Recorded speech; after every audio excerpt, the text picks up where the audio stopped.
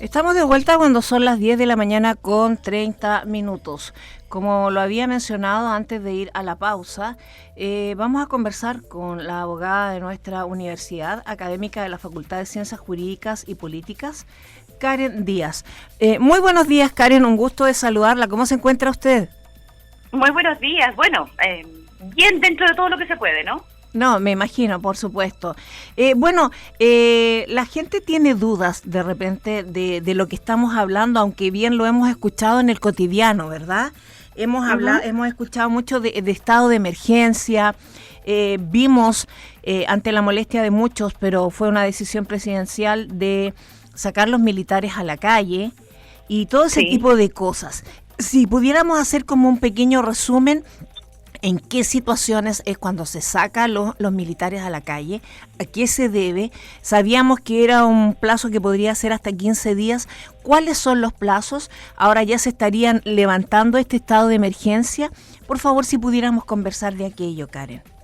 Ya, el estado de emergencia es un estado de excepción constitucional donde, en virtud de graves problemas o situaciones que lo ameriten, entramos a un régimen de excepción donde la jurisdicción, la administración está a cargo de un representante de los militares buscando, o por lo menos el argumento que da la Constitución, volver o restablecer el orden a la ciudad o el lugar determinado que está bajo este estado de excepción en el que estamos nosotros. El estado de emergencia, en el que estábamos, en el que nos encontramos, lo que lo fundamenta para ello es grave alteración del orden público, daño o peligro para la seguridad de la nación, y en ambos casos, entonces, por fuerzas de origen interno o externo. Lo que es los toques de queda no es algo que esté per se incluido en el estado de emergencia, sino que tiene que ser decidido por el comandante general que esté a cargo en cada uno de los días, y finalmente en el caso de Iquique creo que se levantó el día viernes, ¿no? Y los únicos derechos que se restringen en este tipo de estado de emergencia es la libertad de locomoción y reunión. Eso en general. Ahora bien, vimos igual que la población poco y nada respetó esto del toque de queda, ¿verdad? La gente siguió manifestándose. ¿Qué hubiera podido pasar o qué debería pasar o qué no pasó con la gente que fue detenida en este estado de toque de queda? El no respetar el toque de queda no es un ilícito contemplado en el Código Penal, por tanto no está penado con una sanción determinada. Solo constituye lo que nosotros conocemos como una falta. Es decir, a lo más la gente tendría que haber sido condenada al pago de una multa. Quienes finalmente fueron detenidos por no respetar el toque de queda, sus detenciones fueron declaradas ilegales, y en realidad lo que ocurrió con ellos es que estuvieron durante la noche detenidos y después los liberaban. Esa era la realidad, porque no había un fundamento jurídico para establecer una pena de cárcel a quien no respetara el toque de queda. Yo creo que por lo mismo la gente no lo respetaba tanto, porque dentro de todo la gente conocía o estaba en conocimiento que la sanción no era ser detenido, a pesar de que la fuerza pública sí detuvo a la gente que no respetaba el toque de queda y sí los llevó, los tuvieron detenidos por lo menos durante la noche. Entonces, ahí hubo una mala interpretación por parte de la autoridad. Bueno, hay toda una doctrina que finalmente está discutiendo la legalidad de los toques de queda, se han presentado recursos de amparo ante tribunales, en cuanto se considera que ese tipo de decisiones ni siquiera la debieran tomar los que están encargados del estado de excepción, sino que es una decisión que debiera haber tomado el presidente por la decisión política y el peso político que tiene esta decisión, ¿no? Ahora, eso aún... ante el hecho de por ejemplo, de las quemas de cosas y todo lo demás, ¿no amerita un toque de queda entonces? Para ir aclarando las consultas que me hacen. No, es que eso es distinto. En el caso de si estamos hablando de personas que estaban causando desmanes en la vía pública, porque es distinto a transgredir el toque de queda. Ahí recibirán la sanción que va incluida con respecto a ese tipo de ilícito, ¿me entiendes? Uh-huh. Entonces, en ese caso es distinto. En cuanto a la seguridad, yo considero que el toque de queda y el estado de emergencia, y esta es mi opinión personal, no viene a tranquilizar a la población, todo lo contrario, origina más desmán, porque la gente como que se revuelca en las calles a finalmente como a enfrentarse a carabineros. Entonces, lejos de traer seguridad, y esta es mi opinión personal, trae más desmán. Entonces no creo que tenga una medida suficiente como para solucionar el problema. Ahora bien, hemos visto en la prensa y en general se han hecho muchas presentaciones por parte del Instituto de Derechos Humanos. Sí. Figura que no existía en la memoria más reciente de nuestra historia país, ¿verdad? Uh-huh. Ahora muchas presentaciones se han hecho. Incluso se abrió un correo para que la gente pudiera denunciar en forma más tranquila, porque se detallaba que habían sido tantas las denuncias que habían habido que no se podían leer como casi con tranquilidad, y en este correo iban a ser revisadas en forma más pausada, más tranquila, con más detención. Sí, bueno, yo relevo y realmente felicito el trabajo del Instituto de Derechos Humanos en Chile, en particular en Iquique, porque han estado fundamentalmente preocupados, y me consta, porque bueno, yo tengo contacto con funcionarios del INDH y yo sé que están constantemente yendo a la cárcel, preocupándose de quiénes han sido detenidos. Ayer, por ejemplo, hubo una detención de un dirigente estudiantil de la misma Universidad Arturo Prat de Enfermería, quien todavía está detenido a todo esto porque se le está imputando un ilícito mayor, se le está acusando finalmente de haber golpeado a unos carabineros, etcétera, y el INDH estaba personado en un primer momento. O sea, la labor de ellos ha sido fundamental, creo yo, a la hora de, porque ya el hecho que esté el INDH para mí representa una garantía con respecto a la eventual vulneración de los derechos fundamentales de las personas, ¿no? Entonces, en ese aspecto sí, encuentro que la labor que ellos han hecho, y si uno entra a la misma página de INDH, indh.cl, de inmediato le entrega un link para denunciar y para acompañar video, etcétera, cualquier evidencia que haya de la transgresión de los derechos fundamentales de las personas. Y eso me parece una labor importantísima. Ahora, expliquémosle a nuestros auditores. Lo que se hace en la presentación de defensa de las personas es cuando son los agentes del Estado a los que agreden a la población civil, ¿verdad? Sí. ¿Usted dice cuándo se pueden hacer denuncias? Sí. Sí, es que en el contexto de una detención, en cualquier contexto de una detención, la aplicación de fuerza, casi nunca se debiera aplicar fuerza en la detención, nunca. El uso de la fuerza siempre tiene que ser moderado. Lo que nosotros hemos visto en la calle finalmente es un uso de la fuerza por parte de la fuerza pública extrema, ¿no? Entonces, ante eso, ¿qué es lo que puede hacer la población? Puede denunciar ante el INDH, puede denunciar ante Fiscalía, y lo que es súper importante, si yo veo una detención que yo estimo que es ilegal, tengo que tratar de averiguar el nombre de la persona que está siendo detenida, su RUT, si es posible tomar constancia de la detención o tener súper claro cuáles son los hechos, dónde fue detenido, en qué esquina, en qué lugar, por qué. Porque en las noches la gente está detenida, están acudiendo abogados del INDH, están acudiendo abogados particulares, están acudiendo, y me consta, abogadas chicas de la BOFEM, a constatar cómo se encuentran estas personas. Pero ¿cuál es lo fundamental? Para poder ingresar a ver a quienes están detenidos, yo tengo que por lo menos conocer su nombre. A mí como abogado o como abogada no me van a dejar entrar si yo no sé quiénes están adentro. Y por lo menos cuando un abogado o una abogada entra a hablar con ellos, uno sabe en qué condiciones están, les puede llevar agua, puede conversar con ellos, les puede asistir, etcétera. Imagínense, ahora este dirigente que yo les mencionaba, Rodrigo, su nombre, va a pasar a control de detención ahora en la mañana y puede ser formalizado finalmente por este ilícito que usted estaba comentando.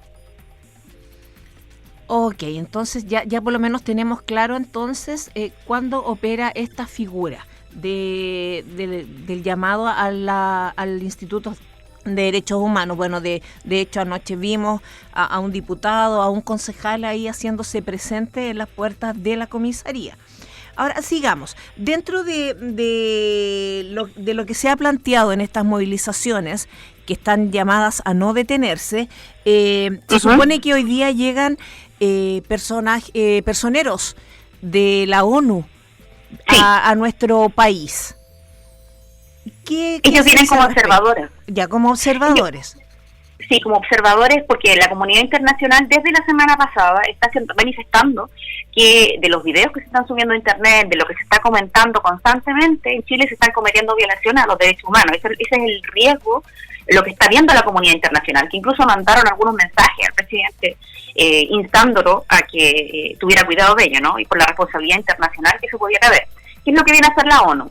Finalmente estos representantes vienen a verificar en terreno, en el país, si eso es efectivo, si en efecto el país se encuentra en una situación de normalidad, y segundo, si se están violentando los derechos humanos. No sé si usted está en conocimiento, la semana pasada se acusó que en la estación de Metro Baquedano un sector estaba siendo utilizado para finalmente someter a tortura a cierta persona. Esas son acusaciones gravísimas, ¿no?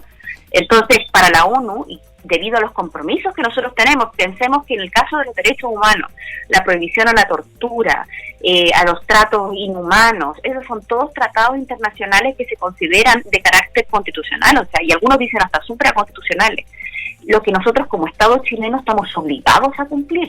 Entonces la ONU y estos representantes vienen a ver si esto es efectivo. Y si eso es efectivo, si ellos logran comprobar que en Chile se están violentando los derechos humanos de los ciudadanos, entonces eso va a tener una consecuencia política para el Estado de Chile y eventualmente una consecuencia para los personeros responsables de las decisiones que se están tomando ahora. Sí, es grave. Vi esta noticia y después vi cuando se hace una interpelación, pues se supone que estos abusos los realizó personal de la PDI. Después mostraron en la misma cámara, se hace una interpelación al director general de la PDI y después llegaron a conclusión de que había habido ahí un error. Pero es lamentable que pasen en estas cosas en estos tiempos, ¿verdad, Karen? Ahora, se supone que todo esto es lo que lleva a la ciudadanía a querer pedir la renuncia del presidente de la República. ¿Se puede esto para que vaya?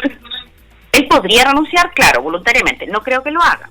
Lo que también se está haciendo ahora, y de hecho se presentó ya, fue una acusación constitucional contra el presidente, y creo, no estoy segura, que se iba a presentar una también contra el ministro del Interior, Chadwick.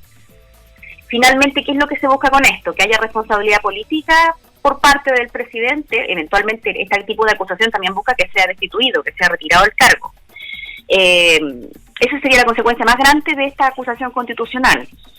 Creo yo que en cuanto a porque esta acusación constitucional, para tener un resultado positivo, tiene que contar con una cierta cantidad de votos más o menos grande dentro del Congreso. Por lo que, entendiendo cómo está conformada la Cámara, las dos cámaras, ambas cámaras hoy en día, es poco probable que el presidente salga por la acusación constitucional. Es más probable que salga Chadwick como responsable político por estas decisiones que se han tomado ahora, mediante, esta vía de acusación constitucional. Digo de que en cuanto a la presión social, el presidente podría decidir renunciar, pero yo lo que veo hasta el día de hoy en la mañana, no veo que haya una voluntad por parte del presidente de renunciar. Yo creo que él todavía quiere permanecer en el cargo. Si hipotéticamente renunciara, ¿quién debería reemplazarlo? El presidente de la Cámara de Diputados, creo, de senadores, no me recuerdo, tendría que verlo bien. Sería quien lo representara. Y en este caso Germán Quintana. O sea, claro. Si fuera el de diputados. Sí, si fuera el de diputados. Tendría que revisarlo, pero uno de ellos es el que se tendría que hacer cargo en el caso de... Ahora, ¿qué se supone que debería pasar con esto que hacen un llamado a la Asamblea Constituyente? Lo que ha ocurrido en las movilizaciones, como ha sido todo tan rápido, no ha ocurrido una cosa tras otra, una de las reclamos principales, ahora lo que se ha visto, es la Asamblea Constituyente. ¿Por qué? Porque finalmente, estos estados de excepción, como el que estábamos viviendo, el sistema en el que vivimos, la protección de la propiedad en Chile, las garantías constitucionales, el hecho que el agua en Chile es un bien de carácter privado. Nosotros somos el único estado en el mundo que el agua es de propiedad de privado. Todo esto es algo que la gente, lo digo porque yo pensaba que todos lo sabíamos y no todos lo sabemos. Entonces nosotros tenemos finalmente el agua no como un recurso esencial, sino que lo tenemos como un recurso explotable. Eso es algo que debiéramos considerar. La Constitución que nosotros tenemos, primero carece de legitimidad por su base de cómo fue redactada, en qué momento político, que fue durante un momento, un régimen de excepción, finalmente que estábamos bajo una directiva de militares, en dictadura. Entonces ya carece de legitimidad por ese punto. Y segundo, porque consagra un modelo que amarra a quienes estén en el gobierno, amarra incluso al Congreso a actuar dentro de ciertos parámetros. Y esos parámetros son los que la gente pareciera estar reclamando en las calles y exigiendo una Asamblea Constituyente. ¿Por qué? Porque quieren que estos temas que están consagrados en esta Constitución sean revisados. Y nosotros finalmente, mediante la vía de los consensos, de la conversación con el pueblo, creemos una nueva Constitución que tenga una base legítima y que no consagre quizás un modelo que no nos ha beneficiado a todos claramente, porque esa es la queja que uno ve transversalmente en las marchas, en las conversaciones, en los cabildos, es que estamos en un sistema que no nos representa y que nos castiga mucho. Bueno, es impresentable. Luz, agua, carreteras, todo privatizado. Lamentablemente creo que el ojo que tuvo ahí el presidente Ricardo Lagos en privatizar todo este tipo de cosas le falló terriblemente. Y sí, pues. El Estado está al debe, ¿no? Desde la vuelta a la democracia, porque esto ha sido transversal, un error tras de otro. ¿Sabe lo que me preocupa? La AFP, no la olvidemos. ¿Ah? La AFP también, es un tema que no hemos tocado. Horrible.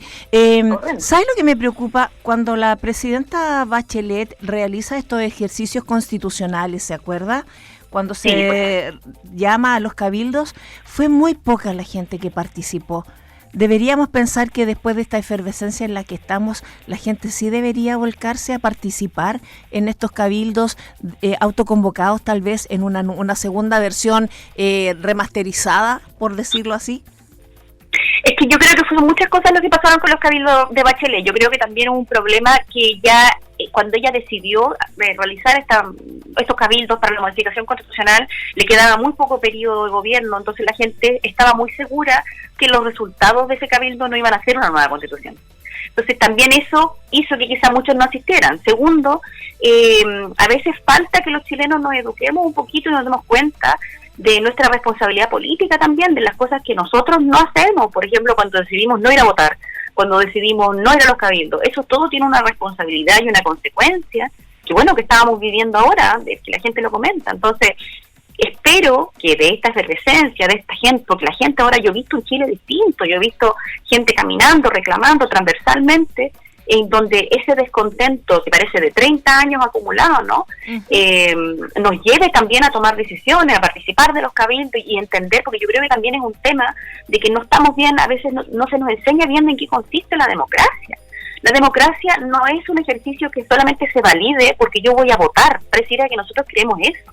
Creemos que el ejercicio democrático va solamente porque yo voto en escoger mis autoridades. No, también va en mi participación política. Es decir, cuando yo voy a los cabildos, yo doy la opinión, yo digo, yo quiero que el Estado de Chile sea un Estado intercultural, yo quiero que sean reconocidos los pueblos originarios, yo no quiero un sistema como la AFP, considero que hay bienes esenciales que no debieran estar privatizados, como el agua, que debieran ser bienes estatales, el litio, etcétera.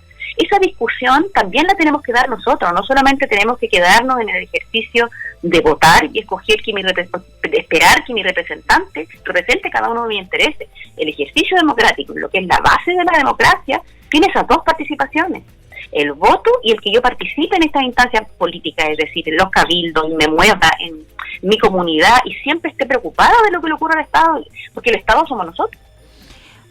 Ahora, profesor, usted como académico de la universidad, ¿cree que es fundamental que en los colegios se revisen los currículums y estos temas de lo que significa votar, asamblea constituyente, democracia, participación, fueran incluidos en los currículums desde muy chiquitos para tener un vocabulario?